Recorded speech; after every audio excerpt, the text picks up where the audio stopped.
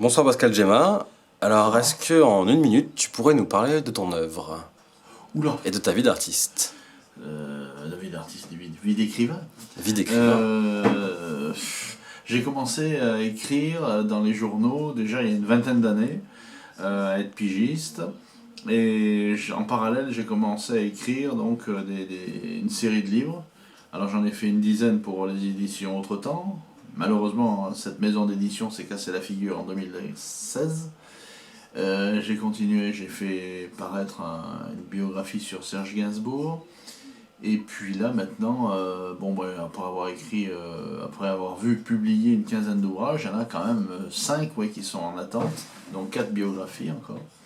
Alors je sais pas, c'est vrai que c'est une belle œuvre, 20 ans, 20 livres, mais c'est vrai que mon autobiographie, je mettrais un peu l'accent sur un parcours un peu insolite. Je suis un peu une figure de l'agglomération romano-péageoise, Romans et Bourg-de-Péage. Mais oui, je peux dire que j'ai quand même écrit des bons livres. Je suis fier de ce que j'ai fait en tout cas. Je suis fier de mon parcours, hein. Ça c'est vrai. Alors, est-ce que dans ces 20 années, tu pourrais nous partager ce que tu as appris, les leçons que tu as tirées? Bon, il faudrait faire ça sur de... ça serait très long. Mais En quelques mots? en quelques mots, les leçons... on s'enrichit l'esprit. Déjà, ça c'est incontestable. Quand on fait un boulot pareil, on s'enrichit l'esprit, et que ce soit l'écriture d'ouvrages ou l'écriture d'articles, ça m'a appris à être plus posé, plus tolérant, à être plus ouvert, je pense, au fil du temps. Et puis bon, il y a le temps qui passe aussi qui fait réfléchir. C'est vrai que le temps qui passe, c'est pas, ça change un homme aussi, hein. Et voilà, mais je suis content parce que voilà, il y a quelque chose dont je suis fier, c'est que j'ai réussi à écrire sur les personnages que je voulais traiter. J'ai fait des biographies donc d'artistes et j'ai pu aborder les gens que je voulais faire. Voilà, c'est-à-dire que ce soit Bourvil, Gabin, De Funès, Fernandel, et puis voilà. Donc bon, alors il y en a 4 qui attendent là, dont une biographie de Johnny Hallyday, acteur de cinéma. J'espère qu'il y aura bien quelqu'un qui s'en intéresser un jour. Voilà, mais en tout cas c'est bien et voilà. En tout cas, je te remercie de t'intéresser à ce que je fais.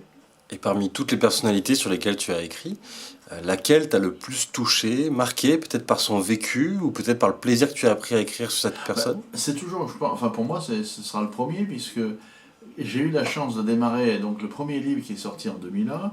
On l'avait écrit en 2000. C'était donc Fernandel, et c'était une chance que m'avait donné son fils avec Gérard Bluat. Gérard Bluat était le directeur des éditions Autre-temps à Marseille, et tous les deux m'ont donné une chance. Et ça a été un livre que j'avais fait, celui que j'ai mis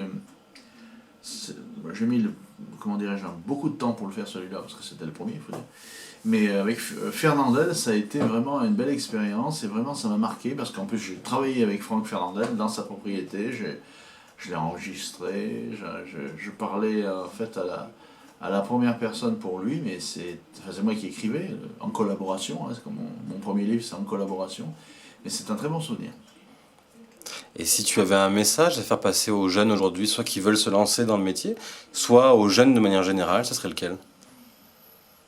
Bon, apprenez à vous aimer déjà, les uns et les autres, si possible, essayez de vous supporter déjà, et puis faites passer comme des valeurs assez, comment dirais-je, assez humaines, et puis oui, faites ce que vous aimez, mais soyez réaliste aussi. Il n'y a rien de dévalorisant, en tout cas, il n'y a rien, aucun métier est à rabaisser ou à déconsidérer, donc il faut prendre ce qu'il y a. Si vous pouvez vivre de votre passion, faites-le, mais attention, on s'expose, hein, c'est ça. Mais en tout cas, faites ce que vous voulez, et puis voilà. Et gros bisous.